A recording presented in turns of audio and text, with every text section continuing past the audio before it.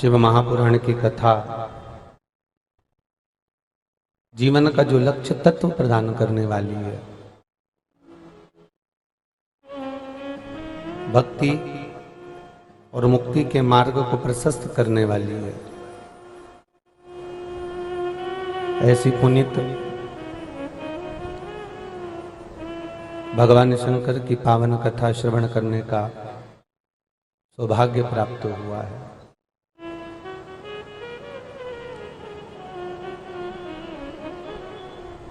शंकर को पाने के 6 सूत्र हैं।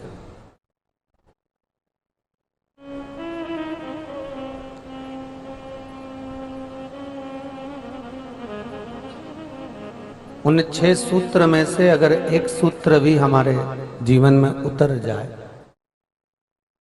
तो बाबा कृपा कर ही देता है।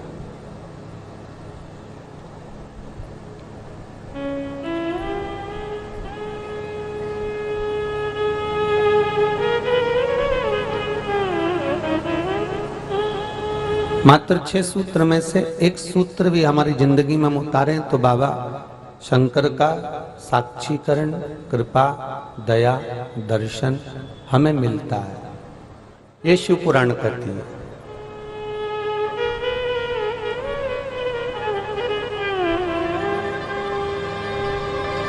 बस एक विश्वास जीवन में लेकर हम जब भगवान के चरणारविंद की रस तत्व की ओर बढ़ते हैं तो ये मानिए कि भगवान को मिलने में देरी नहीं लगती।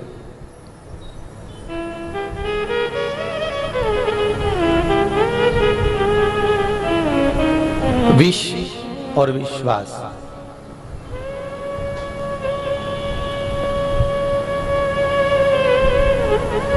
विष ग्रहण करने पर जीवन समाप्त हो जाता है और विश्वास ग्रहण करने पर जीवन की शुरुआत हो जाती है।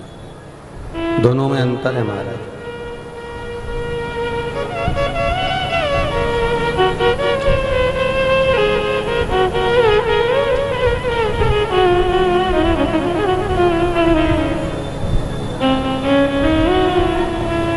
छह सूत्र में से पहला सूत्र है शंकर को पाने के लिए कि बन सके तो मस्तक पर त्रिपुंड धारण करो।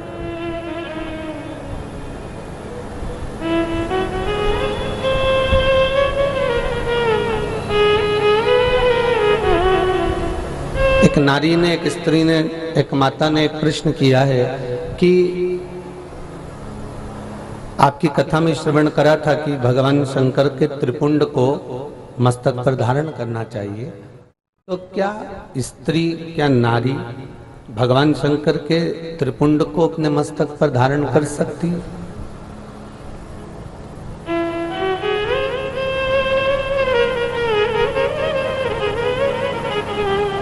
शिव महापुराण की कथा कहती है नारी का जो स्वरूप है वो स्वतः ही जगदम्बा का स्वरूप है।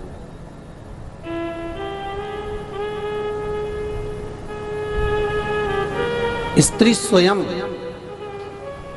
माता पार्वती का ही एक अंश है।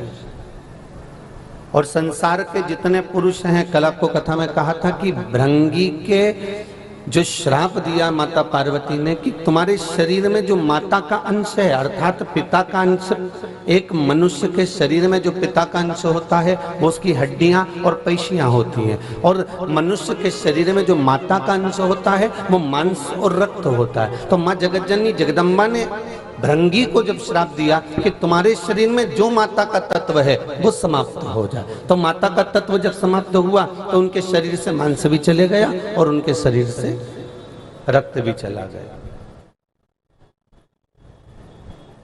शिव महापुराण की कथा कहती है कि संसार का एक एक पुरुष स्वयं शिव का ही भाव है और संसार की एक एक माताएं स्वयं जगदम्बा का ही भाव है।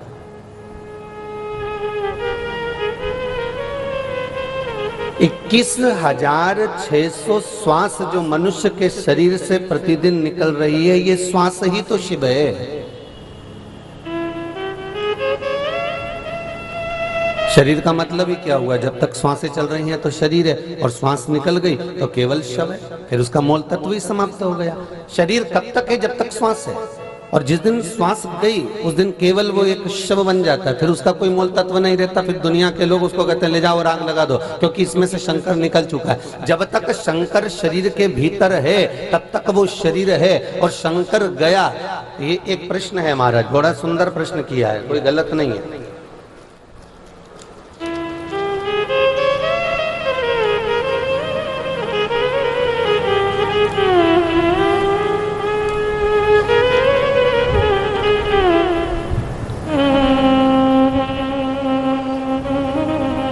आपने कहा कि शंकर भगवान को सत्य पसंद है।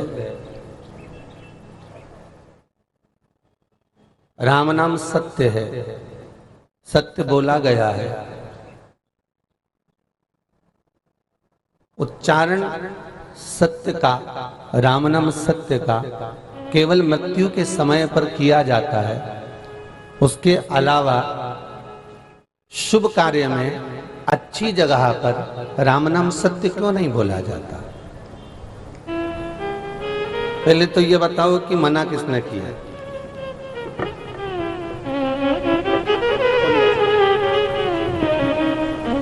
थोड़ा सा खोलना है इसका, थोड़ा सा पहले ये बताया जाए कि मना किसने किया है? बस ठीक है। जिसने मना करा हो ना उसको एक बार ढूंढ के लेके आओ। नियम ये किसी ने बोला नहीं है आपको कि आप केवल मृत्यु के समय पर ही राम नाम सत्य बोले। अगर आपने शिव महापुराण की कथा सुनी होगी तो हमने तो कई बार कहा कि दिवाली मिलने जाओ तो हैप्पी दिवाली बोलो ही मत ही ना। आज तो डायरेक्ट जाके बोलो काका जी राम नाम सत्य है, काका जी कुर्सी से नीचे।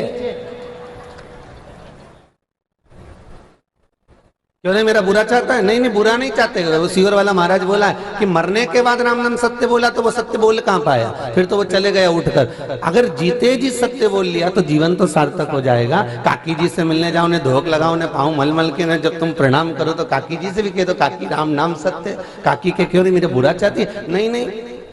एक छोटा सा बच्चा दीपावली के दिन सुबह सुबह चिल्ला रहा था राम नाम सत्य है, राम नाम सत्य है। मम्मी अंदर से नहीं मोगरी लेकिन धो दिया, और मम्मी ने खूब मारा उके छोरा के बेचारे के बाफड़ा के, खूब धोया। तो छोरा ने पूछा कि मम्मी क्यों मार रही है? तो मम्मी ने कहा सुबह सुबह बता दिवाली का दिन हो तू राम नाम सत्य कह रहा है। अरे कोई ऐसा बोलना चाहिए, तो छोरे को सिखा दो कि राम नाम सत्य, और अपने आप बोलने लगे कि राम नाम सत्य नहीं है। सिखा कौन रहा है? हम।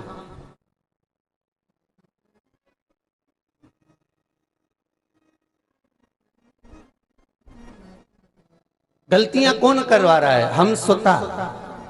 पुराण कवि ये मंदिरों में लोग पीछे परिक्रमा करते हैं, और परिक्रमा करने के बाद मंदिर के पीछे प्रणाम करते हैं, दंडवत करते हैं, साष्टांग करते हैं। भैया कौन सी पोथी में लिखा है, किस जगह पर इसका प्रमाण मिलता है कि मंदिर के पीछे प्रणाम करो? मंदिर की परिक्रमा करो ये हमारा हिंदू धर्म कहता है। वृक्षों की परिक्रमा करो ये हमारा हिंदू धर्म कहता है।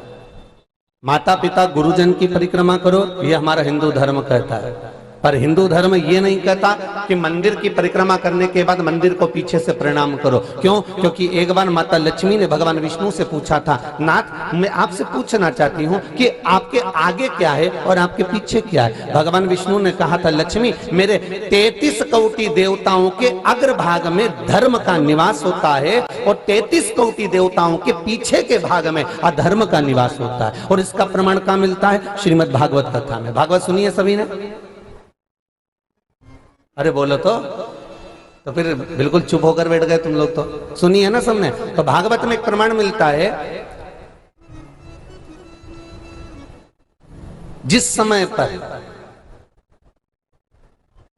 जरासंध युद्ध करने के लिए आए, मथुरा पर आक्रमण करा, कालियावन पीछे पीछे आया,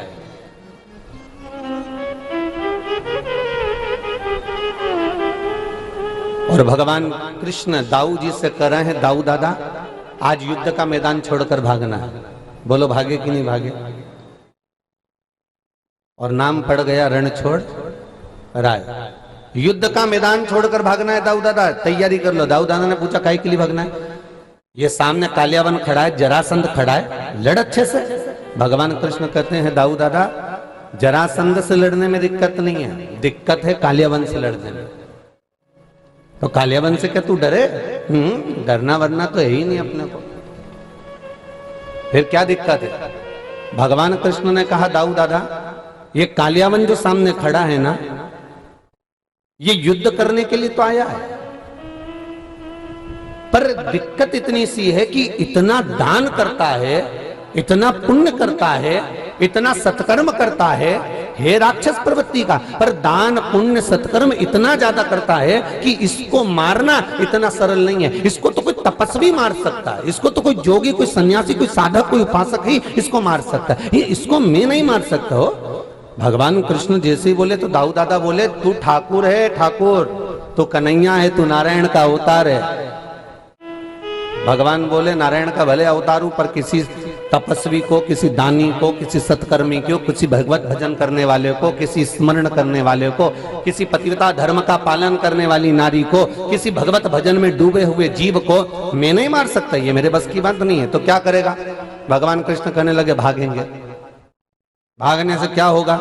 भगवान कृष्ण कहने लगे जब मैं आगे आगे भागूंगा, ये मेरे पीछे पीछे भागेगा, पीछे पीछे भागेगा तो ये मेरी पीठ देखेगा, और पीठ देखेगा तो इसने जितना पुण्य करा होगा वो अपने आप समाप्त हो जाएगा। समाप्त होगा, जैसे ही गुफा में प्रवेश करेगा उसको मुचकुंद के नेत्र द्वारा जला दिया जाएगा। बस इतना सा काम करना है। अब भगवान आगे आगे भागे, कालियावन पीछे पीछे भागा, गुफा में प्रवेश कर गए, मुचकुंद के ऊपर से कपड़ा हटाया और उसके नेत्र खुलते से कालियावन जलकर भस्म हो गया। क्यों? क्योंकि उसका पुण्य समाप्त हो गया था। शिव महापुराण की कथा कहती है कि मंदिर के आगे धर्म का निवास होता है। मंदिर की परिक्रमा करो कोई दिक्कत नहीं है, देवताओं की परिक्रमा करो कोई दिक्कत नहीं है, पर मंदिर की परिक्रमा करते करते जब तुम लोग पीछे माता भड़कते हो नहीं,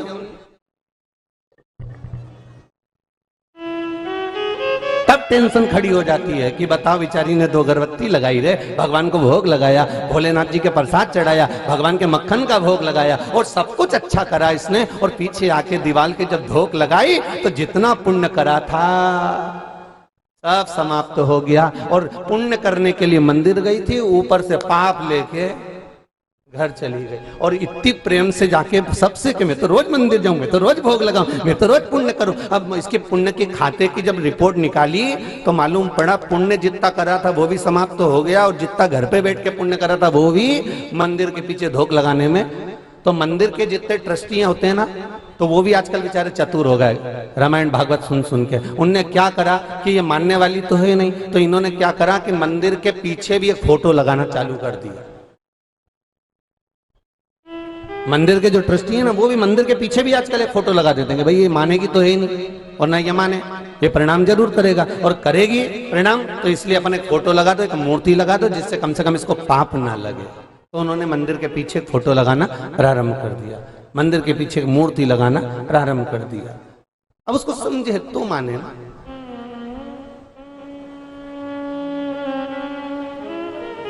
तो जी किसने लिखा है नाम तो मेरे को ध्यान में नहीं आ रहा हो, नाम लिखा भी नहीं है, चतुर होगी दोसा की है। अब नाम तो नहीं लिखा, पर प्रश्न बहुत सुंदर करा है। ऐसे प्रश्नों को स्वीकार है, भगवान भोलेनाथ आपका भला करे, जो जगत कल्याण के प्रश्न है कि राम नाम सत्य। आपने लिखा है, बहुत बहुत साधुवाद था आपको, एक बार जोरदार ताली बजाएं बाबूजी के लिए, बहुत सुंदर लिखा है, अच्छा प्रश्न है। कहीं ऐसा प्रमाण नहीं मिलता कि आप मरने के बाद ही राम नाम सत्य बोलें। प्रमाण तो राम नाम सत्य मरने के बाद इसलिए बोला जाता है क्योंकि शंकर की शरण में लेकर जा रहे हैं, तो सत्य का स्मरण कराते हुए लेकर जा।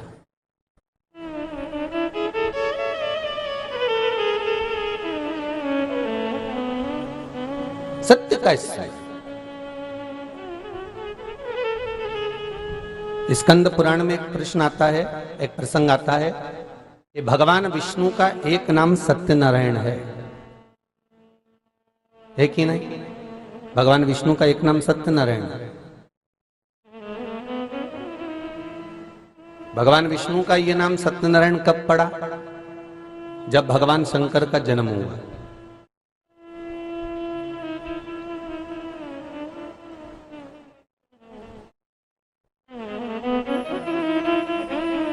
जब भगवान शिव का जन्म दिवस,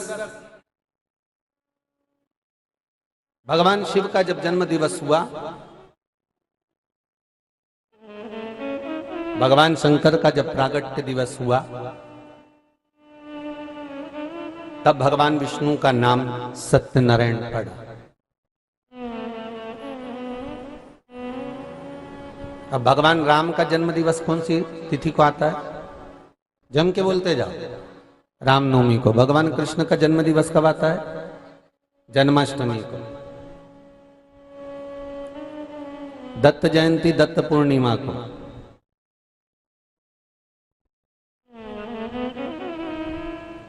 शनिवार के दिन, शनि अमावस्या के दिन शनि महाराज की जयंती। शंकर भगवान का जन्म दिवस कौन सा है? जम के बोलो, शिवरात्रि। भगवान शंकर के शिवलिंग का प्रागट्य दिवस, जन्म दिवस है शिवरात्रि। और दुनिया क्या मनाती है? शंकर भगवान का विवाह दिवस। और विवाह दिवस कब का है? बैसाख शुक्ल पक्ष की पंचमी शंकर भगवान का विवाह हुआ था। बैसाख के महीने में शुक्ल पक्ष की पंचमी तिथि को शिव जी की शादी हुई थी। और दुनिया के लोग शादी का दिवस कब मनाते हैं? शिवरात्रि के दिन। चलो कैसे भी मनाए तो भगवान शंकर को रिझाए तो हो जाता। कभी कभी ऐसा हमारे साथ में भी गलतियां होती रहती है। जब व्हाट्सएप खोलते हैं तो ऐसा लगता है सब लोग बधाइयां दे रहे हैं, happy birthday happy birthday happy birthday. इसने देखा तो है ही नहीं, इसने सोचा कि आज ही का जन्मदिन हो, 3 दिन पहले का मैसेज खुल गया, इसने आज ही लिख के डाल दिया हैप्पी बर्थडे। तो उसने फिर फोन कर कर कहा कि मेरा जन्मदिन तो 3 दिन पहले निकल चुका है। अरे मैं देख नहीं पाया था, मैंने मैसेज आज ही देखा ना, इसलिए मैंने बधाई दे दी। चलो कोई बात नहीं, 3 दिन बाद सही, 3 दिन पहले से हुआ। तो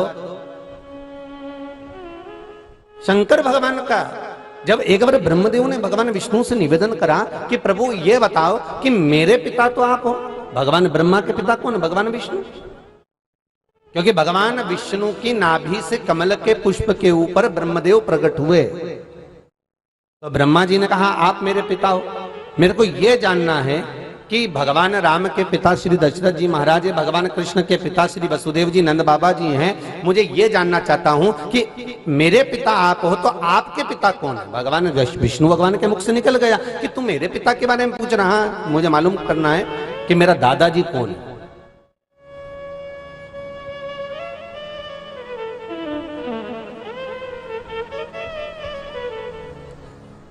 भगवान विष्णु के मुख से निकल गया कि मेरे पिताजी का नाम स्वयं भूत भावन भूतेश्वर त्रिकालदर्शी कैलाशी अविनाशी भगवान शंकर मेरे पिता हैं। वो स्वयं मेरे पिता हैं।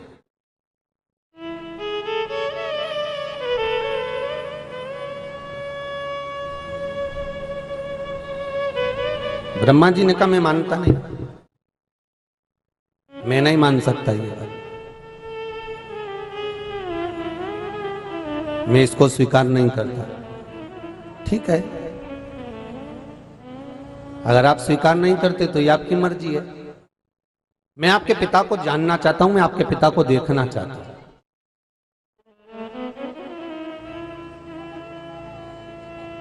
मैं आपके पिता को देखना चाहता हूं एक बार, मैं अपने दादाजी को देखना चाहता हूं। होता है कई बार हम जान नहीं पाते कि हमारा जन्म देने वाला, हमारा जन्मदाता, उसका स्वभाव, उसका स्वरूप क्या है, हम नहीं जान सकते, हमें ज्ञात नहीं हो पाता है। मैं अपने दादाजी को देखना चाहता हूं। भगवान शंकर ने कहा तो क्या? भगवान विष्णु ने पूछा क्या चाहते हो? तो मैं आपके पिताजी का स्वरूप देखना चाहता हूं। ठीक है, चलिए। एक बड़ा सारा पर्वत था, उस पर्वत को भगवान ब्रह्मा और भगवान विष्णु ने घुमाना प्रारंभ करा। और ब्रह्मा और विष्णु ने जब पर्वत को घुमाना प्रारंभ करा तो पर्वत जब धीरे धीरे घूमा तो उसकी आकृति दिख रही थी। पर्वत और तेज घूमा तो आकृतियां नजर आ रही थी। पर्वत जब बहुत तेज घूमना प्रारंभ हुआ तो उसमें से एक अग्नि का खंभ प्रकट हो गया और उसकी आकृति एक लिंगायत स्वरूप में हो गई।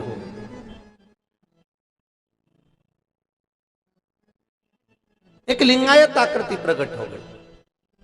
और जब वो लिंगायत आकृति प्रकट हुई तब उस लिंगायत आकृति में से आवाज आई, हे ब्रह्मा, हे विष्णु, तुम पूछ रहे थे कि सृष्टि का निर्माण करता है, सृष्टि का पालन करता है, सृष्टि का संहार करता, इस सृष्टि को चलाने वाला है कौन? आखिर भगवान विष्णु का भी पिता कौन हो सकता है? शंकर भगवान कह रहे हैं कि ये मेरा ही स्वरूप है। पर सुनो हे नारायण, आपने और ब्रह्मा ने इस शिवलिंग की उत्पत्ति करी है, इस शिवलिंग को प्रकट करा है, इसलिए मृत्यु लोक में कहीं इस शंकर की मूर्ति नहीं पुजाएगी। अगर पुजाएगा तो शंकर का ये प्रतिबिंब शिवलिंग के रूप में ही पुजाएगा, शंकर का ये स्वरूप शिवलिंग के रूप में ही पूजा जाएगा।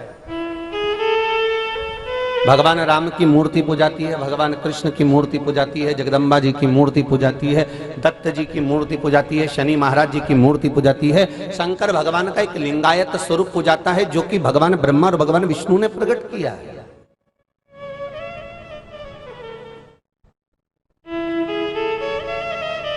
अब इसको समझने वाले तो समझ सकते हैं कि भगवान का स्वरूप है, जो नहीं समझे वो तो कह देगा हो पत्थर पर पानी ढोल रहे हैं, चढ़ा रहे हैं जल, चढ़ा रहे हैं दूध, उसका कोई महत्व ही नहीं है, जो नहीं समझता।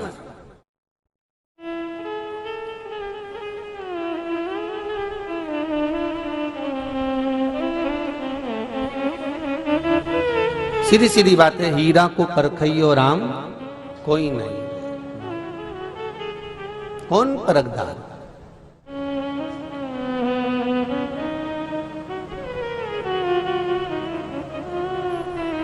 महाराज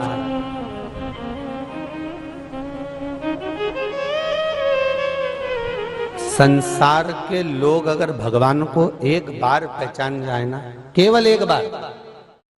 आज कोई जोधपुर से विमल किशोर जी मालानी जी आए हुए थे, शायद उनकी गाड़ी थी तो उनको जाना था, जोधपुर के थे। कल रात को कोई अपने रिश्तेदार के यहाँ रुके थे और मिलने के लिए आए थे, तो बता रहे थे वो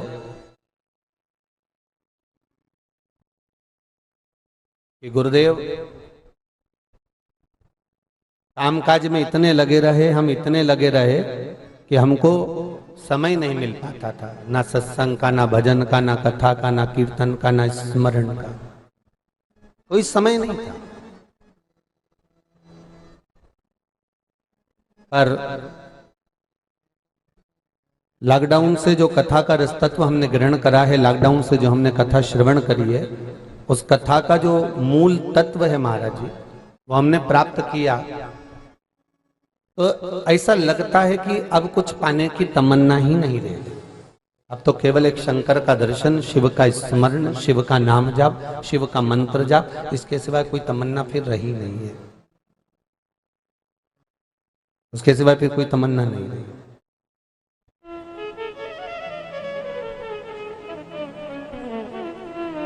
क्यों? क्योंकि भगवान शिव को पहचान के नेत्र संसार के लोग अगर एक बार उनकी आंखों पर चश्मा अच्छा चढ़ा लें तो उससे मालूम पड़ जाता है कि ये भगवान स्वयं शिवलिंग ही नहीं, स्वयं शंकर ही है।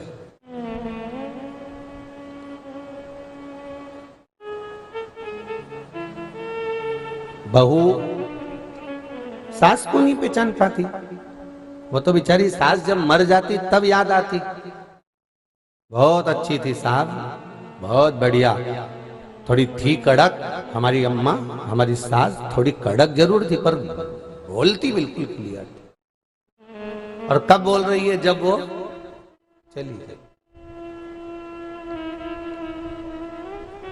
जब हाथ से हीरा निकल गया, वो एक कुम्हार जा रहा था और उस कुम्हार को एक चमकदार पत्थर मिल गया, और चमकदार पत्थर उसने उठाया तो सोचा इस पत्थर को ले जाता हूं अपने बच्चों को खेलने को दे दूंगा, कितना सुंदर चमक रहा। पत्थर को उठा लिया उसने और पत्थर उठाकर ले जाने लगा। मन में आया पत्थर मैं बच्चों को दूंगा और बच्चे कहीं फेंक देंगे, कहीं मिट्टी में दबा देंगे, इससे अच्छा है इस पत्थर को मैं अपने गधे के गले में डाल देता हूं।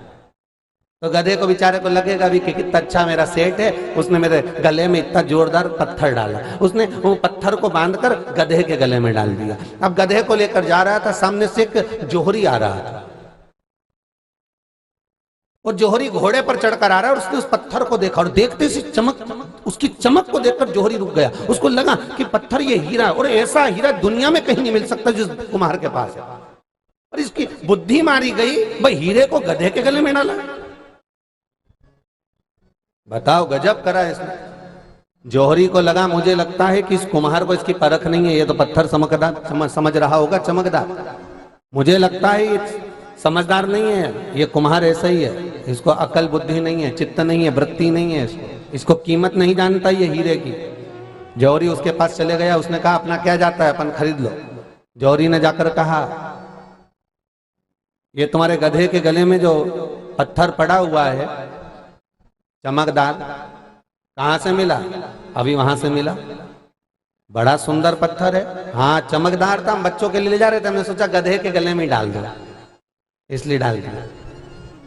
गधा भी खुश हो जाएगा, इतना जोरदार चमकदार पत्थर देख के। अच्छा ठीक है,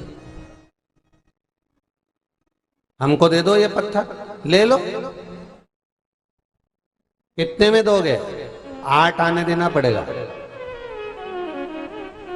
अब जौहरी इतना कंजूसड़ा था, उसने मन में सोचा कि इसको कीमत तो मालूम नहीं, करोड़ों की चीज को केवल 8 आने में दे रहा है, पर इसको जब कीमत ही नहीं मालूम तो एक काम करता हूं कि काय को 8 आना, तुम्हें तो 4 आने में लूंगा।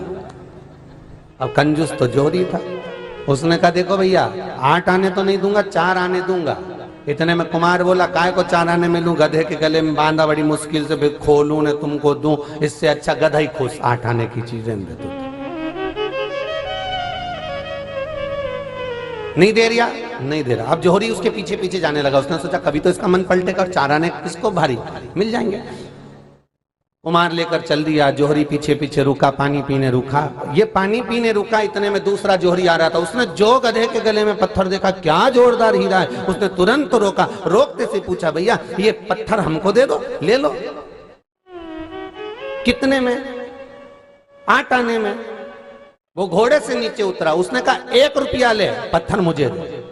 1 रुपया निकालकर उसने वो पत्थर खरीद लिया। इतने में ये पीछे से आया और आते से बोला, ले 8 आना ले, दे मुझको। उसने कहा, वो तो 1 रुपया में ले गया।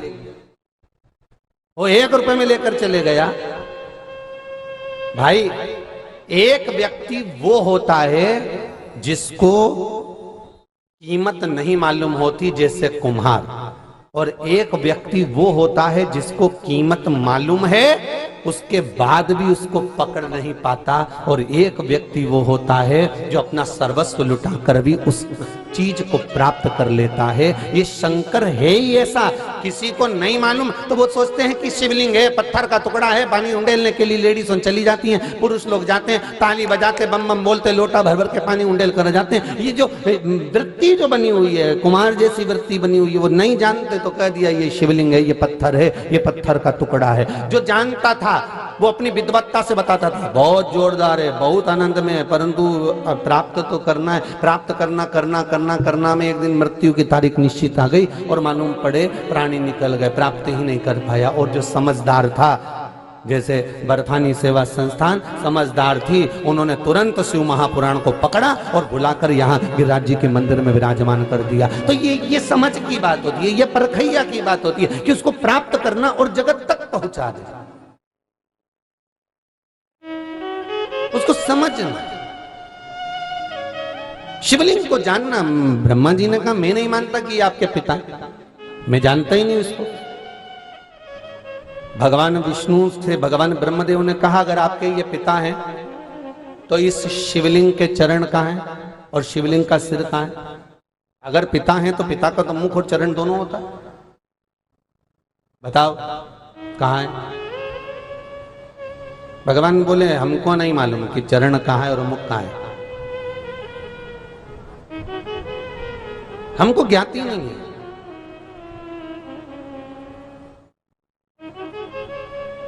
कभी मत बताना बेटे को, जिंदगी में याद रखना, बच्चों को कभी मत बताना कि तुम्हारे पास में कितना धन है।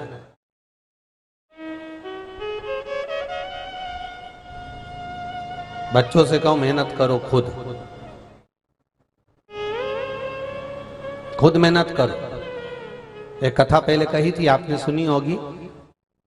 सर्कस में पहले शेर होते थे, गवर्नमेंट ने उन शेरों को छुड़वा दिया और कह दिया इन शेरों को वापस ले जाओ और जंगल में छोड़ कर आओ।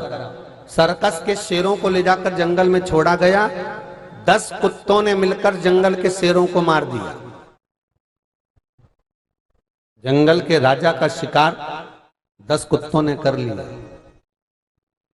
रिसर्च किया गया कि आखिर कारण क्या था। वो जंगल के शेरों को कुत्ते ने कैसे मार दिया, तो मालूम पड़ा कि जंगल का शेर था, पिंजरे में रह रहकर उसको बैठ कर खाने की आदत हो गई थी, शिकार करना भूल गया था, इसलिए कुत्तों ने उसका शिकार कर लिया। बस ये चरित्र हमारे जीवन में उतार लो। बच्चों से कभी मत कहना कि तुम्हारे पास कितनी प्रॉपर्टी है, बच्चों से कभी मत कहना कि तुम्हारे पास धन कितना है, बच्चों से कभी मत कहना, बहुओं से भी ये मत कहना कि तुम्हारे पास में दौलत कितनी है। बस उनको मेहनत करने दो, उनको जितनी मेहनत कर सकते हैं करने दो। क्यों? क्योंकि आज अगर उनको धन मालूम पड़ गया, एक जगह पर बैठकर खाने की अगर उनको आदत हो गई, एक बार उन्होंने घाटा लगाया, दूसरी बार तुमने भर दिया, तीसरी बार घाटा लगाया, फिर तुमने भर दिया, चौथी बार घाटा लगाया, फिर उसने भर दिया, मालूम पड़े कभी डब्बे में, कभी शेयर मार्केट में, कभी मैच में, कभी इसमें, कभी उसमें, घाटा लगाता गया, तुम भरते चले गए। क्योंकि बच्चे को मालूम है कि पिता के पास बहुत है, बच्चों को मालूम है कि माता के पास बहुत है, इसलिए बच्चों को मत बताओ, क्योंकि इनको जंगल का शेर बनाना जिससे ये दूसरे का शिकार कर सके, मालूम पड़े छोड़कर चले गए, इनका शिकार दूसरा कर ले। ऐसा छोड़कर बच्चों को मत जाना। अपने बच्चों को प्रबल बनाने का प्रयास करिए, अपने बच्चों को श्रेष्ठ बनाने का प्रयास करिए, संस्कारवान बनाने का प्रयास करिए। बताना मत कि कितना है तुम्हारे पास। हम तो सासों से भी कहते हैं बिल्कुल मत बोलना कि तुम्हारे पास कितना है, और नी है नी मत ओन दो। तुम तो बस बाजार से यहां से जाओ ना, तो एक लोहार की दुकान पे खड़े होकर इतनी बड़ी लोहे की पेटी ले लो, और घर की जितनी पुरानी साड़ी रखी है ना सब उसमें भर दो, और जाते जाते 2-4 भाटा उठा के ले जा पत्थर, और पत्थर को ईंट को उसमें उठा के साड़ियों में लपेट के और पेटी में रख दो, और अच्छी बढ़िया मोटा वाला ताला लगा के चाबी कमर में खोस दो। पर बहू के मत बताना कि इसमें भाटा रखा। और हर दिवाली पे बस बहू से एक बात जरूर कहना, बेटा जरा पेटी हटा ना, थोड़ा सा मेरे को काम है। और बहुओं से पेटी उठवाना, बहुओं को लगेगा डोकरी के पास खो, और डोकरी के पास खूब है तो बहुओं भी गरम गरम चाय देगी, भोजन देगी, रोटी देगी, सब सम्मान करेगी, सत्कार करेगी, आदर करेगी, हो तुम्हारा खूब पाँव दबाएगी, पाँव पड़ेगी, हो खूब आदर से सम्मान सत्कार सब कुछ करेगी। पर बताना मत ही, हो मरती मर जाना पर मत बताना। और आखिरी समय में जब तुम्हें दिखे कि अब भोलानाथ जी लेना ही गया, अब तो जाने का समय आ गया, तो 4-5 बहुओं को 2, 3, 4 जितनी बहुएं सबको बुला लेना, बेटा आजा, और बड़ी बहू के हाथ में ने चाबी पकड़ा दीजो और कह दो बेटा सब बांट लीजो हो, और अपन तो चला। अब बहुओं ने भी विचार करा कि अम्मा खूब छोड़ के गई है, पर ननंदोन आएगी और सब बांट के ले जाएगी, तो सबसे पहले पेटी छुपाएगी, और पेटी छपाएंगे तो बहुवन भी आपस में बात करेगी, रे डोकरी बहुत देखे गई रे, अच्छे से सब काम करना। तो ने तुम्हारे मरने के बाद 13 साड़ी ने 12 लोटा ने 12 आसन ने 13 माला ने सब जोरदार करा, ने गुलाब जामुन ने इमरती ने भजिया ने पकौड़ा ने दही बड़ा सब खिलाया बामनों को, खूब चकाचक बामन भी खा के गए, ननंदोन भी चली गई, और बाद में 3-4 बहुओं ने सोचा अब बांटो, और जो पेटी खोली न उनमें भाटा निकलिया, फिर तो कमर खोल। पर बताना मत ही, हो और बहुओं आए उससे पहले धर लो।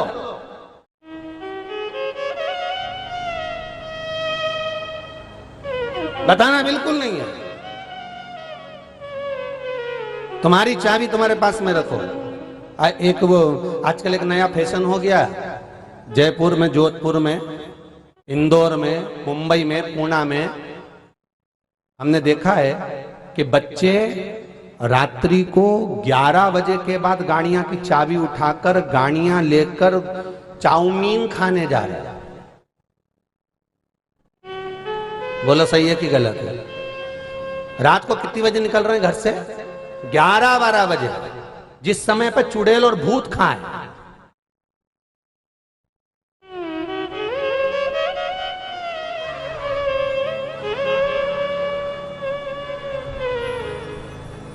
अब ईमानदारी से बोलो रे भैया, रात को 11-12 बजे जा रहे हो, 2-3 बजे तक तुम एंजॉय करोगे, घूमोगे, फिरोगे, खाओगे, पियोगे, मौज करोगे। बाप को माँ को तो मालूम ही नहीं बेचारे को, और कब आए और चाबी रख के तुम सो गए, दोपहर में 11-12 बजे तक तो तुम्हारी नींद पूरी हो रही, मम्मी अगर जगाए तो बुरा लग जाए, पाप अगर कुछ कहे तो बुरा लग जाए। कितनी कितनी विचित्र है। मेरा निवेदन है घर के माता पिता से कि प्रयास करना, अपने कमरे में जब सोने के लिए जाओ तो सबसे पहला काम यह करना कि अपने घर की जितनी तिजोरी की चाबी भले तुम्हारे पास में ना हो, पर घर में जितनी गाड़ियां हैं उन गाड़ियों की चाबी अपने सिराने रखकर सो, जिससे आज के जमाने में इतनी तेज स्पीड में लोग गाड़ियां चला रहे हैं, रात को रेस कर रहे हैं, दौड़ा रहे हैं, तो ये घर में आजकल ले देखिए, एक तो औलाद होती है और वो भी औलाद का एक्सीडेंट हो जाए, निपट जाए तो माँ बाप की क्या गति होती। अरे हीरो होंडा को मत संभालो रे, ये हीरो जैसी औलाद को संभाल लो। वो हीरो होंडा काम नहीं आएगी, नहीं हीरो काम आ जाएगा बाद में। और यही हीरो अगर बिगड़ गया तो हीरो होंडा किसको दिखाओगा? अरे बोलो तो, ये हीरो होंडा दिखाओगा किसको? हीरो जैसी औलाद बिगड़ जाएगी, करोगे क्या फिर इस हीरो का होंडा का?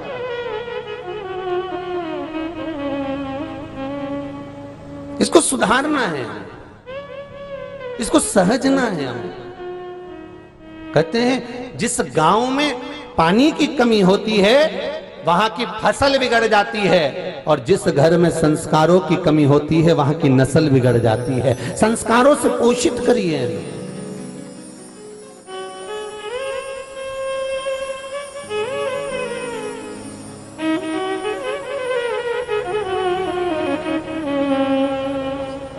संस्कारवान। शिव महापुराण की कथा कहती है, भगवान ब्रह्मदेव भगवान विष्णु से कहते हैं अगर तुम्हारे पिता हैं तो इनका मुख और चरण कहाँ है? अब पिता को जानना कितना कठिन, घर के माता पिता को पहचानना सबसे दुनिया का कठिन काम अगर एक ही है तो माँ बाप को जानना कठिन है।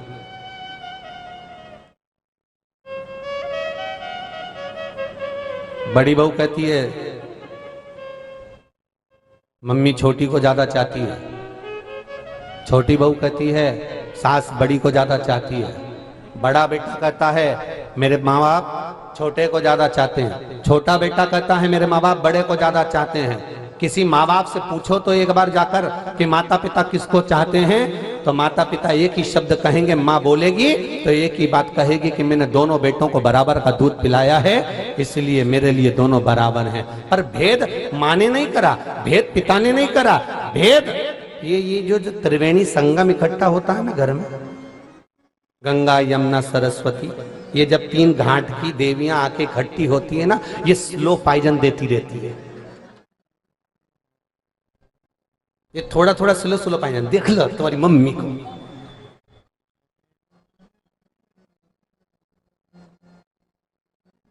मेरे को तो पहले मालूम था डुकरिया बहुत चतुर है, सब वो तुम्हारे छोटे भाई को दे देगी, देख लो ये स्लो पाइजन है।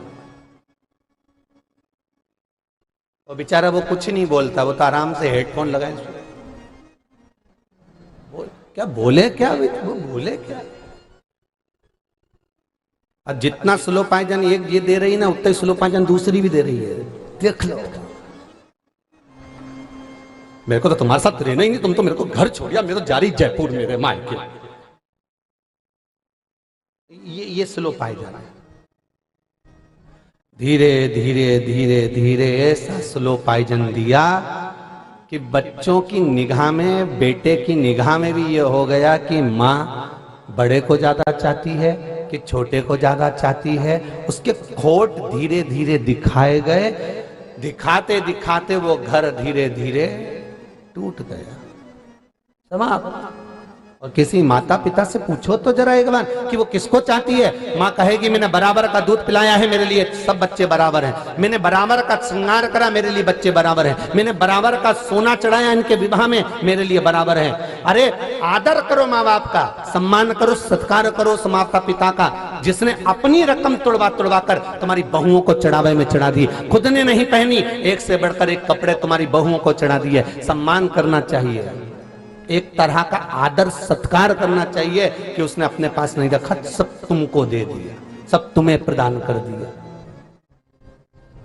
फिर भी कह रहे हैं वो बड़े को ज्यादा चाहे, वो छोटे को ज्यादा चाहे। हम माता पिता को पहचान नहीं पाते, माँ बाप को पहचानना बहुत कठिन है। जैसे ब्रह्मा भगवान शंकर को नहीं पहचान पा रहे, भगवान शंकर के शिवलिंग को देखकर कहते हैं कि इनके चरण का, इनका सिर का है। अरे तुम्हें चरण और सिर से क्या मतलब? तुम्हें तो भगवान के स्वरूप से मतलब होना चाहिए कि ये जिसका हम शिवलिंग का स्वरूप देख रहे हैं, ये मेरा पिता है, ये मेरा दादा है। बस इतना प्रतिबिंब याद करो कि ये अपना है।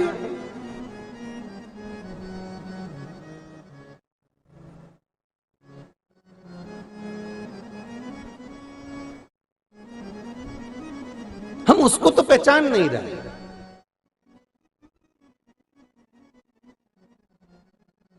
घर में मां बैठी जगदम्बा और देवी जी के मंदिर में जाकर चुंदड़ी चढ़ा रहे। मां जगत जननी को प्रसन्न करना, मां अम्बे जगदम्बे को प्रसन्न करना, चुंदड़ी चढ़ाने जा रहे। खूब चिल्ला चिल्ला के प्रचार करा, खूब दमदारी से।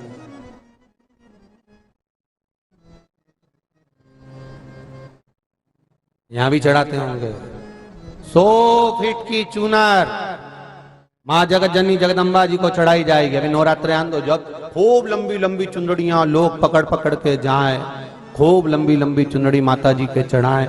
इन सबका फोटो खींच के रख लो एक बार, और इनको फोटो खींच के यूं रखो और इनके घर में जाके पूछो कि ये माता जी के तो साड़ी पहना है, पर घर की माँ को कभी दिवाली पे साड़ी लाके देखे? इनका फोटो खींच के रखो जितनी चुंदड़ी चढ़ाने जाए।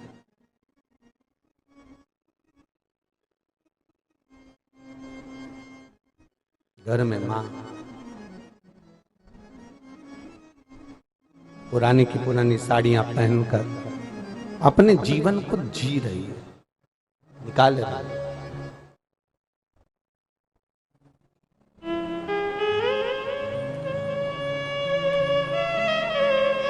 हम पहचान नहीं पाते, ब्रह्मा जी पहचान नहीं पा रहे भगवान शिव के शिवलिंग को। क्या चाहते हो ब्रह्मदेव?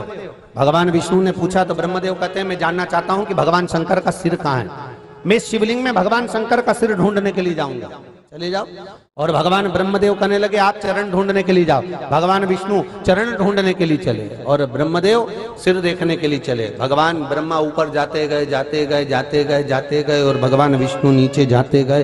अताल तलातल रसातल में जब भगवान विष्णु पहुंचे, भगवान के चरण नहीं मिले तो भगवान विष्णु समझ गए कि भगवान के चरण ढूंढना कठिन है, पिता को जानना बहुत कठिन है। भगवान विष्णु वापिस आ गए। ब्रह्मा जी जाते गए जाते गए जाते गए, आगे जाते जाते उनको एक केतकी का फूल मिल गया। केतकी के फूल को देखा तो ब्रह्मा जी ने पूछा कितना सुंदर फूल है, एक केतकी के पुष्प, तू मेरे साथ नीचे चल और भगवान विष्णु के सामने चलकर कह देना कि ब्रह्मा जी को भगवान शंकर का सिर मिल गया। केतकी के फूल ने बोला कि मैं झूठ क्यों बोलूं? व्यक्ति झूठ जब बोलता है जब उसमें उसका कोई फायदा होता है।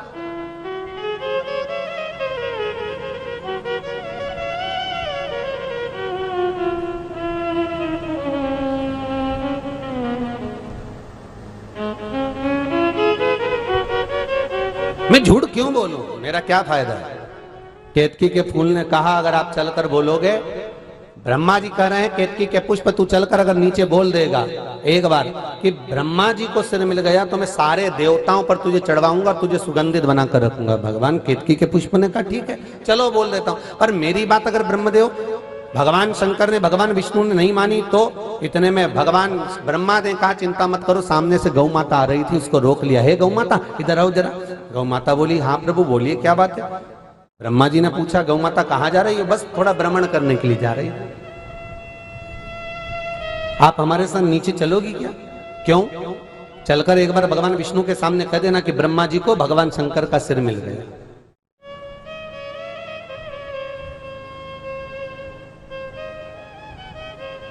देखो व्यक्ति स्वयं की अभिमतता स्थापित करने के लिए, स्वयं का तत्व स्थापित करने के लिए एक असत्य की सीढ़ी पर भी चढ़ जाता है।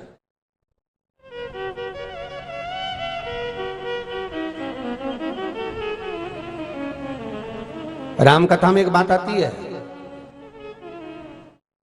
सारे देवताओं ने मिलकर भगवान शंकर से कहा भोलेनाथ जी ये रावण तुम्हारा चेला है, तुम्हारी सेवा करता है, पूजन करता है, अर्चना करता है, तुम्हारी आराधना करता है।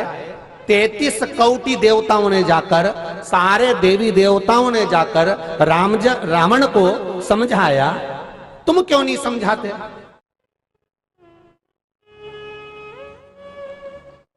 शंकर भगवान बोले, जो नहीं समझते वही समझाते। तुम्हारा कहने का मतलब क्या है? मतलब ये देवता जितने भी गए रावण को समझाने, वो समझते नहीं थे? बिल्कुल नहीं समझते। अगर समझते होते तो समझाने काहे को जाते?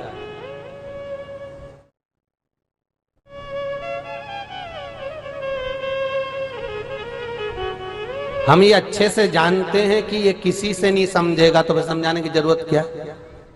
अरे बोलो तो सही है कि गलत है? पर दुनिया के लोगों की आदत रहती है खूब समझाने का प्रयास करेंगे, जब मालूम है समझेगा ही नहीं तो क्या समझाना। उसका अभिमान कितना था लंकाधिपति रावण का, जब जब शंकर जी के सामने जाता था खूब हंसता था, जोरदार तरीके से खूब ठाका लगा लगा के हंसता था। तो एक बार ब्रह्मा जी ने पूछ लिया भगवान शंकर से कि तुम्हारे सामने खड़े होकर इतना हंसता क्यों, और तुम्हें देख देख कर कहता है भोलेनाथ देखो मुझको, शंकर जी देखो मुझको। शंकर जी ने ब्रह्मा जी से पूछा, तो ब्रह्मदेव ने पूछा ये बार बार ऐसा क्यों कहता है कि देखो मुझको? भगवान शंकर बोले हमारा चेला है। तो चेला है तो हंसता क्यों है? क्या हंसता इसलिए है कि शंकर भगवान तुम्हारे तो 5 मुख, हमारे तो 10 मुख। मतलब गुरु तुम तो छोटे रह गए, चेला अब्बल निकल गया, इसलिए हंसता है।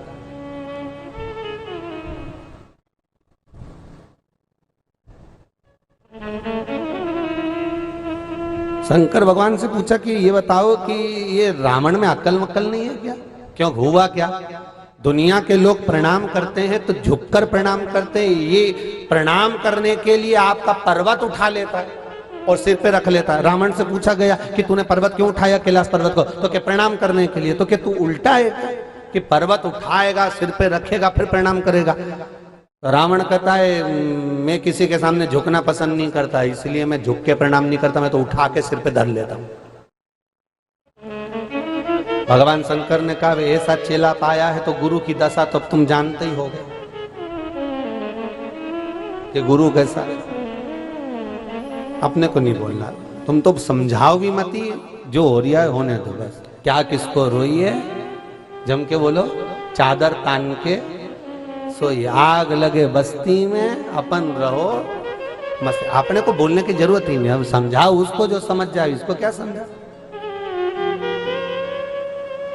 एक अच्छे से अच्छा पति भी अपनी पत्नी को समझाता ना, जब पत्नी एक शब्द बोल देती ना, तुम चुप रहो मुझे सब मालूम है, तो बेचारा पति भी समझाना बंद कर देता, ये तो पढ़ी लिखी है ये, अब इसे क्या समझा। और एक दो बार बोल देती तुम क्या जानते हो, तुम्हें क्या आता है, तो बेचारा पति भी समझ जाता है ये सब इंजीनियर भी यही है, डॉक्टर भी यही है, सीए भी यही है, मिनिस्टर भी यही है। और फिर तो पति बेचारा कुछ नहीं बोलता, मन अंदर ही अंदर मन में बस आरती गाता रहता है, अम्बे जगदम्बे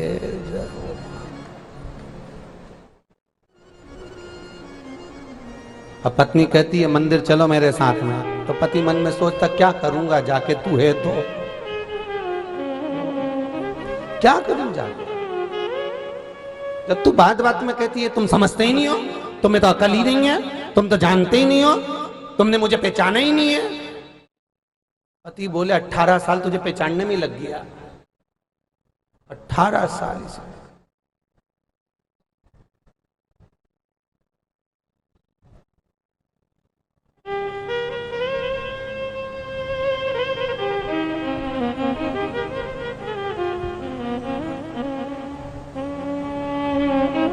एक व्यक्ति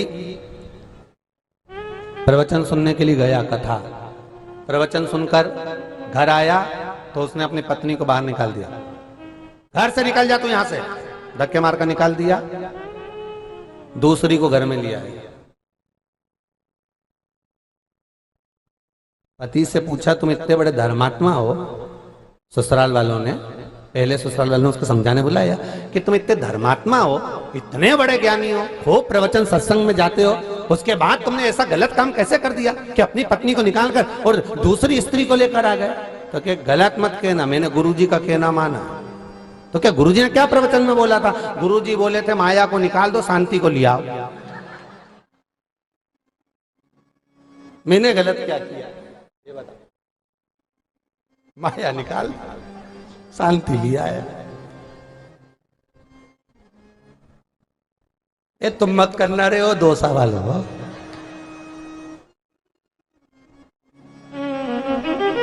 अब गुरु जी बोले उसको समझे सो जाने, भगवान शिव को समझे तो कोई, शंकर को जाने तो कोई।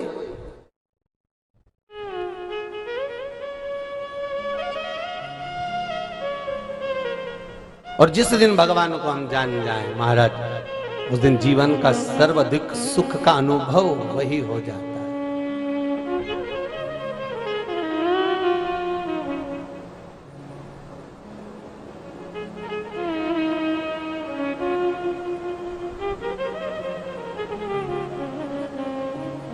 बस वो मन का भाव शिव को, गौ माता ने कहा मैं झूठ बोलूंगी स्वीकार होगा, क्यों नहीं, क्यों नहीं होगा। और बस गौ माता ने विचार कर लिया, देखा जाएगा, चलते हैं। और भाव लेकर भगवान के द्वार पर पहुंचना। महाराज जाना है हमको केला, ओ भोले बाबा जाना है हमको केला, ओ भोले बाबा जाना है हमको केला, ओ भोले बाबा जाना है हमको केला, ओ हमको कैलाश बोले हमको कैलाश, हमको कैलाश बोले हमको कैलाश, ओ हमको कैलाश बोले हमको कैलाश, हमको कैलाश बोले हमको कैलाश, ओ जाना है हमको कैलाश, ओ भोले बाबा जाना है हमको कैलाश, ओ भोले बाबा।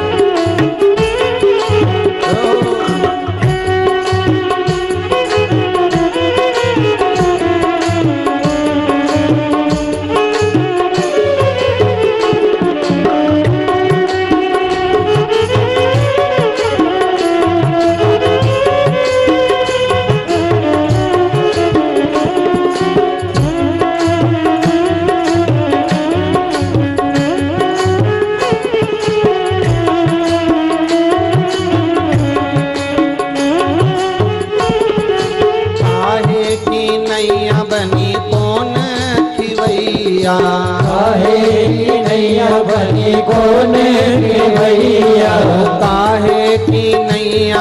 कौन की भैया, काहे की नैया बनी कौन की भैया, अरे कौन लगा देगा पार, ओ भोले बाबा कौन लगा देगा पार, ओ भोले बाबा। ओ जाना है हमको कैलाश, ओ भोले बाबा जाना है हमको कैलाश, ओ भोले बाबा जाना है।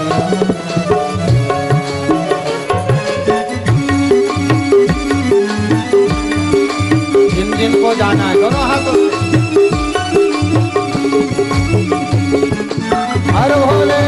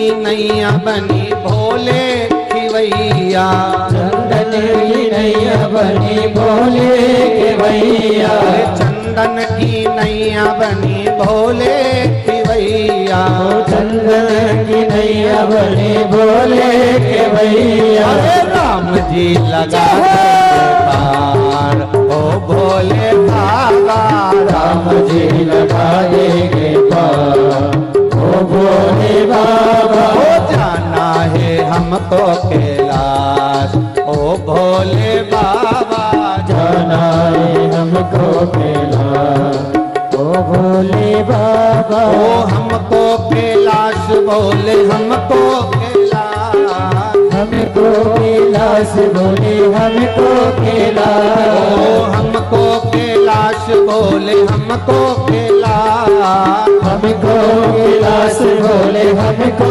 कैलाश। अरे जाना है हमको कैलाश ओ भोले बाबा, जाना है हमको कैलाश ओ भोले बाबा।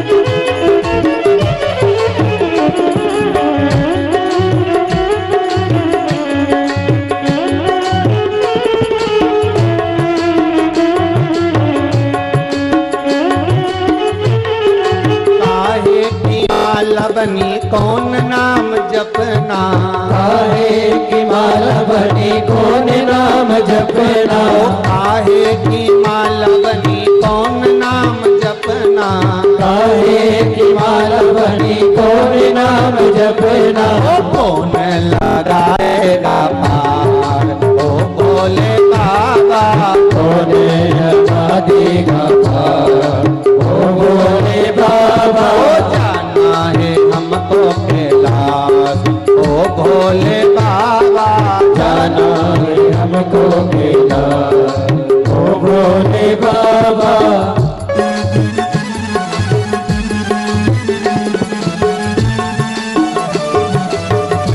हर भोले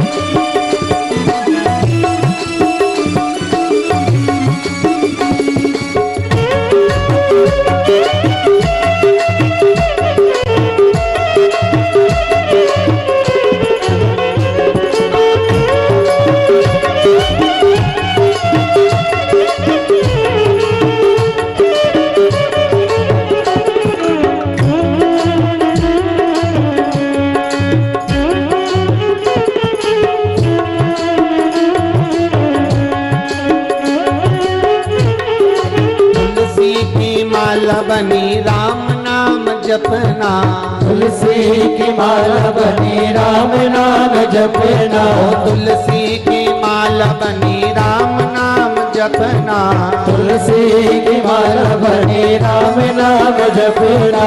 भोले लगा पार ओ भोले बाबा, भोले लगा देंगे पार ओ भोले बाबा।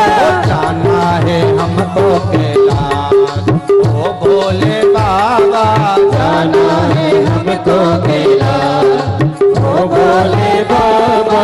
हमको कैलाश भोले हमको कैलाश, हमको कैलाश कैलाश बोले हमको कैलाश, ओ हमको कैलाश बोले हमको कैलाश, हमको कैलाश बोले हमको कैलाश, ओ जाना है हमको कैलाश, ओ भोले बाबा जाना है हमको कैलाश, ओ भोले बाबा, जाना है हमको कैलाश, ओ भोले बाबा जाना है हमको कैलाश, ओ भोले बाबा, ओ जाना है हमको कैलाश, ओ भोले बाबा जाना है हमको कैलाश, ओ भोले बाबा। हर हर महादेव। आवाज नहीं आई, जरा दोनों हाथ उठाकर दमदारी से बोलो हर हर। बहुत अच्छे से बोले रे, इधर से तो आवाज अच्छी आ रही पर इधर की आलसी हो गए हो। कोई बात नहीं, दमदारी लगाओ जरा, एक बार दिल से बोलो। हाथ उठाकर जब हम भगवान को पुकारते ना हर हर महादेव, जब देव बोलते हैं तो बाबा समझ रहे हैं कुछ मांग रही, गाड़ी बंगला दे दो इसको, तो अच्छे से बोला हर। भगवान शिव देने वाला त्रिकालदर्शी कैलाशी अविनाशी के चरणों में स्वयं उस शिवलिंग की साक्षी में भगवान ब्रह्मदेव गायक और केतकी के फूल को लेकर चले। गायक और केतकी के फूल को लेकर जब ब्रह्मदेव चले,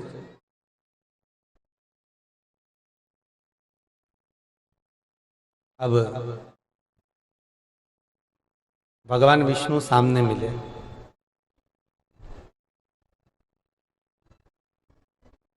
पूछा ब्रह्मा जी आ गए आप? हाँ जी आ गए। भगवान शंकर का सिर मिला आपको? मस्तक प्राप्त हुआ आपको कि नहीं हुआ? ब्रह्मा जी बोले पहले तो देखो ये बताओ प्रभु, हम तो आपके पुत्र हैं और आप पिता हो, ठीक है, तो सबसे पहली बारी पिता की होती है कि पिता बताए कि आपको भगवान शंकर के चरण मिले क्या? आप तो इतना बताओ।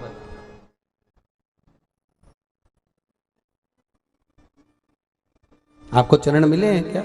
भगवान बोले चरण मुझे तो प्राप्त नहीं हुए। आपको चरण नहीं मिले? नहीं।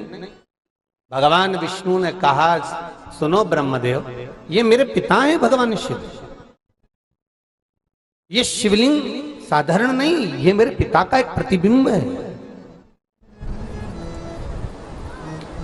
हिंदू धर्म के अंतर्गत व्यक्ति का एक प्रतिबिंब माना जाता है पिंड। क्या माना जाता है? प्रतिबिंब, पिंड को माना गया है। और वो जो पिंड होता है वो हमारे यहाँ कहते हैं शिवपिंडी। शिवपिंडी मतलब एक पिंड को एक आकृति दी जाती है जिसको लिंगायत स्वरूप ही कहा जाता है। भगवान विष्णु कह रहे हैं ये सामने जो शिवलिंग दिख रहा है ये मेरे पिता हैं, मैं जानता हूं, तो चरण देखने की जरूरत क्या? मैं गया था नीचे, और जब नीचे गया सब दूर देख कर आया तो भगवान के चरण तो कहीं मिले नहीं। मुझे भगवान के चरण नहीं मिले। जैसे ही कहा चरण नहीं मिले तो शिवलिंग में से आवाज आ गई। शंकर के शिवलिंग में से आवाज आई, हे नारायण, आपने इस शिवलिंग की साक्षी में सत्य कहा। शिवलिंग की साक्षी में आप सत्य बोले हो, इसलिए आज से आपका नाम सत्य नारायण होगा। आज से आपका नाम, स्कंद पुराण कहती है, भगवान शिव का नाम, भगवान शंकर भगवान विष्णु का नामकरण संस्कार कर रहे हैं कि तुम सत्य नारायण कहलाओ।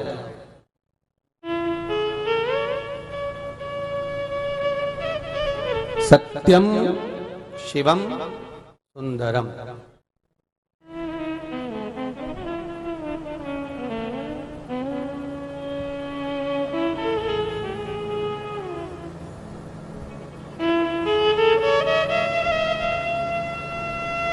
यदि जीवन में सत्य है तो शिव जरूर मिलेगा, और शिव अगर मिल गया तो जीवन सुंदर अपने आप हो जाएगा, अपने आप सुंदर हो जाएगा। अगर जीवन में सत्य है तो शिव मिलेगा, और शिव मिला तो जीवन सुंदरमय अपने आप हो गया। सत्यम शिवम सुंदर।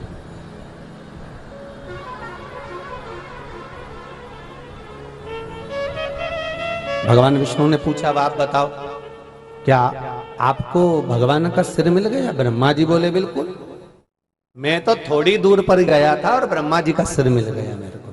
भगवान विष्णु का, भगवान शिव का सिर मिल गया, मस्तक मिल गया। ओहो,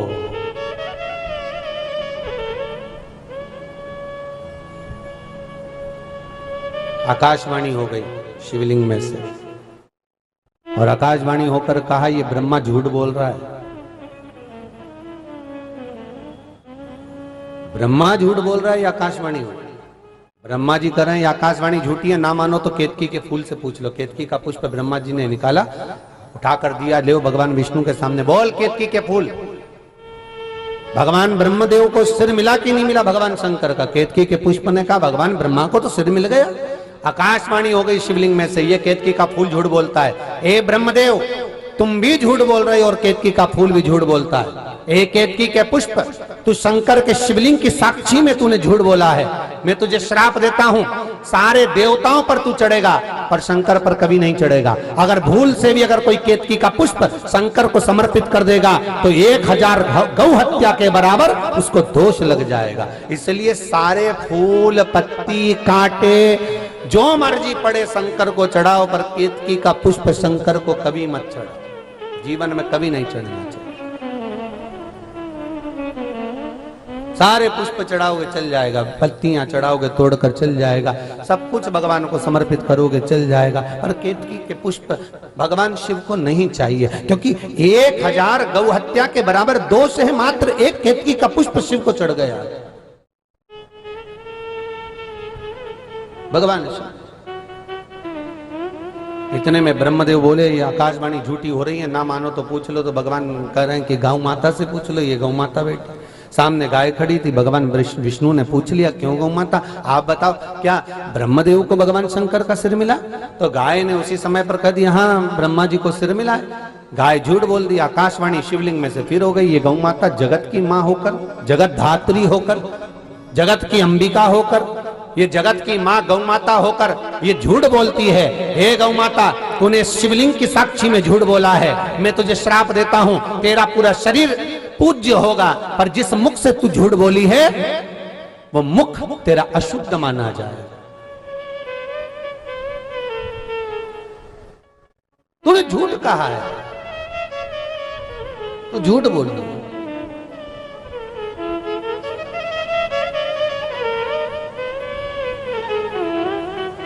महाराज,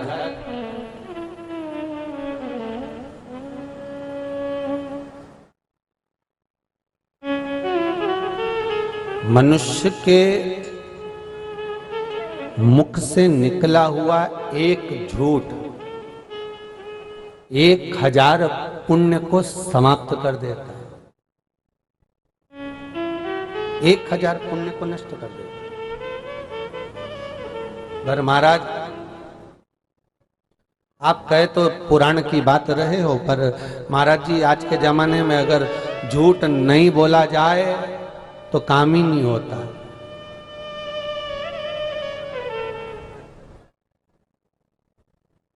सही है ना जी? जी बोलो तो रही। चलो, तो अगर ये बात भी सही है, मान लेते हैं कि अगर झूठ नहीं बोलो तो काम नहीं होता। हमारा तो एक निवेदन है, अगर आप स्वीकार करें तो बोलना हमारा फर्ज है, आगे आपकी मर्जी है। जितने भी टीवी चैनल के माध्यम से देश विदेश में बैठकर इस पावन कथा को सुन रहे हैं, उनसे भी निवेदन है, आप बोलो, झूठ भी बोलो, मना नहीं, ठीक है, करो। पर 7 दिन में कोई एक दिन ऐसा निकाल लो कि इस दिन में सत्य ही बोलो, ठीक है?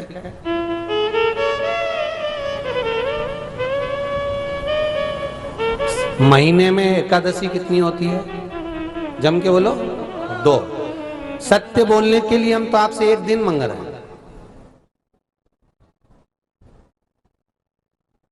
मात्र एक। एक ऐसा दिन निकाल लो कि आज मैं सत्य ही बोलूंगा, इसके सिवा कुछ नहीं बोलूंगा। अब कहोगे महाराज जी सत्य बोलना है तो हम घर से बाहर जाकर रह लें, तो क्योंकि घर में रहेंगे और सत्य बोला मान लो, क्योंकि कई बार पत्नी भी आकर पूछ लेती कोई ना कोई बात ऐसी, मैं कैसी लग रही।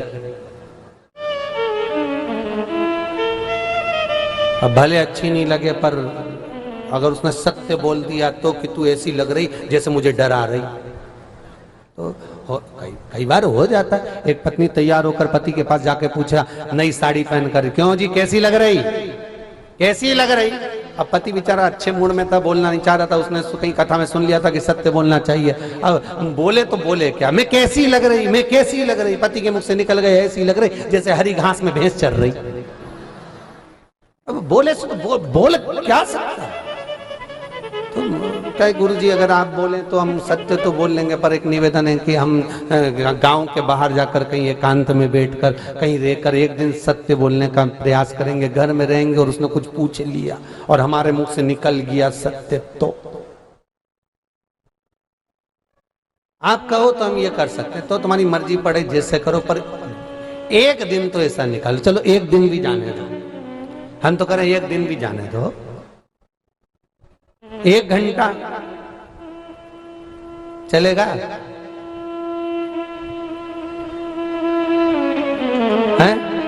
पक्का?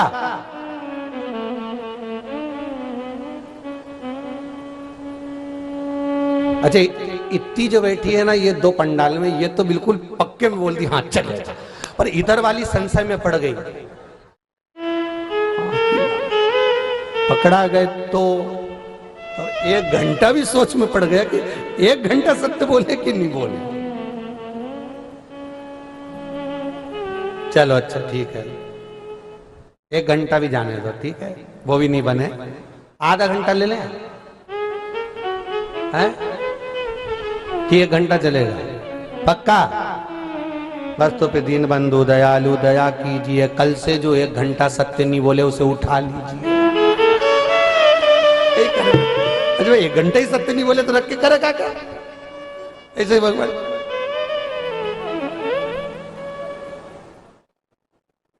माताएं सोच रही मैं तो भैया आज ही जम के खा लूंगी, कल हो सकता है 1 घंटा सत्य नहीं बोल पाई और निपट गई तो क्या हुआ।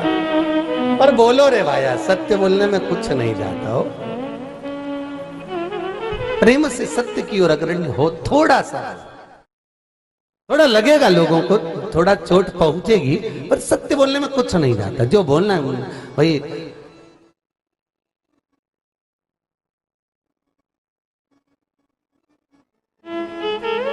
थोड़ा सा बोलो, पर बोलो। शुरुआत कर लो राम नाम, अच्छे से बोलो जरदमदारी से, राम नाम सत्य। बड़ी प्रसन्नता में बोलना है ये नाम भी हो, बिल्कुल ऐसे नहीं वो शमशान मुर्दे को लेकर जा रहे हैं और जितने अर्थी के पास हैं बस वही चिल्ला रहे राम नाम सत्य, पीछे वाले तो बात करते हो जा रहे हैं अब की बार फसल बिगड़ गई है। अब उनको फसल की पड़ी और मुर्दा लेके जा रहा है राम नाम सत्य, आगे आगे वाले बोल रहे बाकी के सब पीछे बात करते करते यार कोरोना थोड़ा गड़बड़ आ गया, पूरी सिचुएशन बिगाड़ दिया, पूरा काम खराब कर दिया, सब जा रहे। और माँ शमशान में भी मुर्दा जलाने वाले वो 8-10 बेचारे काम कर रहे, बाकी सब तो चलाओ। देखो जरा पीछे से देखो सही से जला कि नहीं जला, खाया मुर्दा जला। अच्छा जो मर गया मुर्दा वो भी मन में सोच रहे है कि आग लगाने आया है कि तंबाकू खाने आया है। फिर कहीं कहीं से पूछने आया काका जी जरा देखो सिर विर पका कपाल क्रिया के लिए सिर पका के नहीं, फिर ये पूरी तंबाकू मम्बाकू मल मुला के फटके लगा के फिर गया और यूं ऐसा लगे कि यमराज का भाई यही है। पक गया, बांस उठाओ, घी का लोटा लाओ, निपटाओ, क्योंकि इसके पास में जो पुड़िया में तंबाकू था ना वो खत्म हो चुका है, तो इसको घर जाना पड़ेगा, इसलिए पहले ही खत्म कर दो।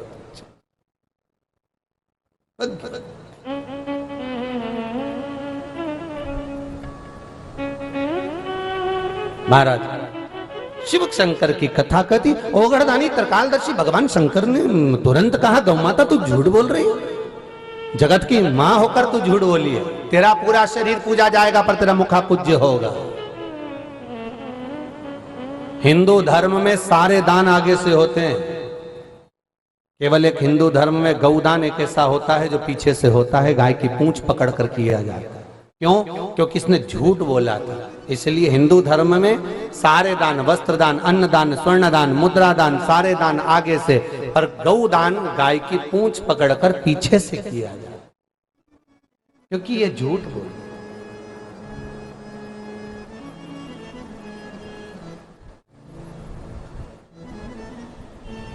केवल एक झूठ बोलने वाली गाय का दान आज भी पीछे से होता है।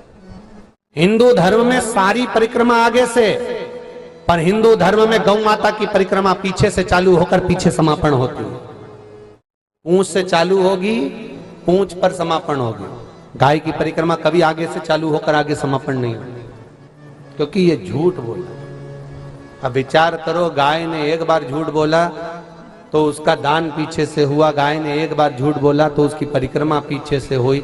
और तुम तो दिन भर मोबाइल पे झूठ बोलो, बेटी कथा में के मैं तो बाजार में तो के दुकान पे तो के मैं वहां पर दिन भर 15-15 मिनट में 10-10 मिनट में इतना झूठ कि भगवान भी चक्कर में पड़ गया। इका कई होगा रे कालिया, भगवान भी सोच में पड़ गया कि इतना झूठ बोले, इसका होगा क्या।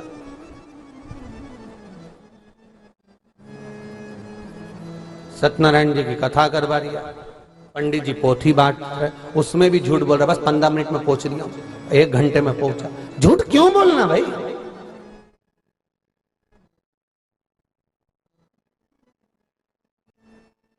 सत्य बोलने में जाता क्या। एक जमाई बहुत काला था, बहुत काला, और वो ससुराल आ गया। वो ससुराल आया, उसकी सास ने उसको खूब श्रीखंड और रबड़ी और दूध और मलाई ने दही खूब खिलाया, सास ने खूब जोरदार तरीके से। अब जमाई कहने लगा हमको जाना है, हमें जान दो। तो सास बोली जमाई साहब थोड़े दिन और रुक जा, तुम्हारे रुकने से हमको भी दही दूध खाने को मिल जाएगा। तो जमाई साहब ने मन में सोचा कि सास पहली बार तो मुझे रोक रही है, 30 बार आया कभी नहीं रोकी। तो जमाई ने पूछ लिया, क्यों सासू जी, मेरे चक्कर में दही दूध तुम्हें खाने को क्यों मिल जाएगा, ऐसा क्यों बोल रही हो। सास ने बेचारी ने सही कह दिया, जमाई साहब हमारी जो भैंस है नी, इसका जो पाड़ा है नी, वो जन्म हुआ मर गया, जब से तुम आए तुम्हें पाड़ा समझ के दूध अच्छा दे रही है। अब इसके संकट पड़े। अभी ये पाड़ा के जमाई की एक समझ गई कि तुम्हें देख के दूध अच्छा दे रही है तो तुम रुको, इसलिए तुम्हें श्रीखंड खाने को मिल रहा है, इसलिए तुम्हें दही मिल रहा है, इसलिए तुम्हें दूध मिल रहा। ये देख जो रे दोसा वालो, समझ, सत्यता के भाव में जीना, एक आनंद की अनुभूति है सत्य। सत्य में भी एक सुख का भान है, सत्य में भी एक आनंद का भान। ब्रह्मदेव क्रोध आ गया भगवान शंकर को, क्योंकि शंकर को कोई प्रिय है ना प्रिय हो, परंतु सत्य प्रिय है। इसलिए जी भैया जी ने जो प्रश्न किया है बाबूजी आपने, कि सत्यम अर्थात सत्य, राम नाम सत्य को कहीं बोल नहीं सकते क्या? क्यों नहीं कह सकते, सर्वाधिक कहिए, मन पड़े जहां कहिए, इस पर कोई रोक नहीं है।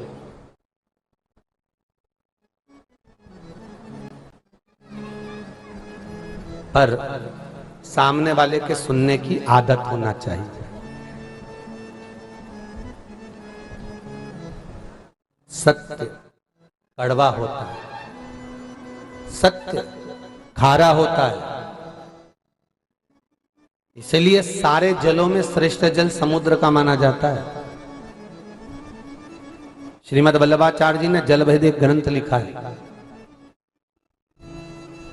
श्रीमद् वल्लभाचार्य जी ने जल भेद ग्रंथ के अंदर लिखा कि बावड़ी का जल, खड्डे का जल, तालाब का जल, कुएं का जल, बारिश का जल, नदी का जल, सरोवर का जल, हापसी का जल, हेडपंप का जल, इन सारे जलों में सर्वश्रेष्ठ जल कौन सा?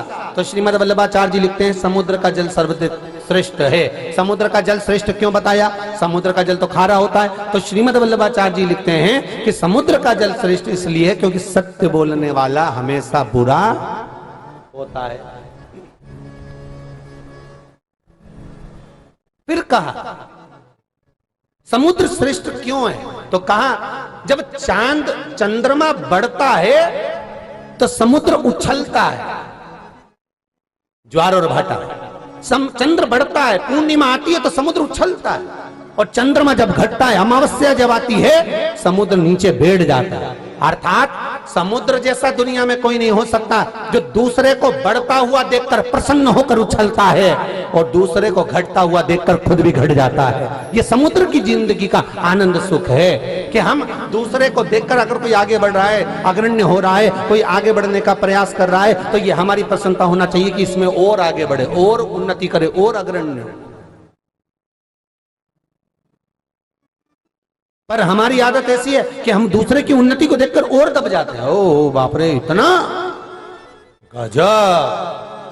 तो वो बात याद आ गई, एक बूढ़ी अम्मा दरवाजे पे बैठी थी, सामने से कपास की गाड़ी निकल के जा रही थी, और बूढ़ी अम्मा दरवाजे पे बैठी बैठी जैसे ही कपास की गाड़ी निकल के गई तो बुढ़िया ने मन में सोचा कितना कपास एक गाड़ी भर के कितने में बिकेगा, कितना पैसा आएगा, न कितना बड़ा मकान बन जाएगा, न गाड़ी आ जाएगी। बुढ़िया सोचती सोचती बीमार पड़ गई, लुढ़क के नीचे गिर गई, बेहोश हो गई।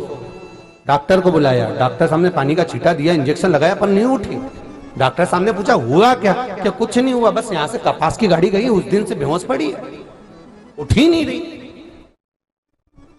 डॉक्टर ने सारा इलाज करा पर नहीं उठी। पड़ोसन आई, क्या हुआ? ना जाने क्या हो गया, हमारी अम्मा जी को बस कपास की गाड़ी निकल के गई थी, उस दिन से चक्कर खा के गिरी, 4 घंटा हो गया, होश में ही नहीं आ रही। तो इतने में पड़ोसन तो अच्छे से जानती थी इसकी नस नस को, तो पड़ोसन ने कहा चिंता मत करो, अब भी उठ के बैठे, और वो बाहर गई और बाहर जाके डॉक्टर साहब से कहा तुम हटो, अब भी मैं आऊं 2 मिनट में। और बाहर से दौड़ती दौड़ती, अरे जी उठ, जो कपास की गाड़ी तेरे सामने से गई तो उसमें आग लग गई। जी उठ के बैठ गई, उठ के, जहां डॉक्टर काम नहीं करे डोकरी ने काम कर दिया। बता, दूसरे का भला होते देखे तो चक्कर खा के गिर जा, दूसरे का बुरा होते देखे तो हम दांत में तीली मलमल के क्या अच्छा है, अच्छा है, लगने दो, होने दो।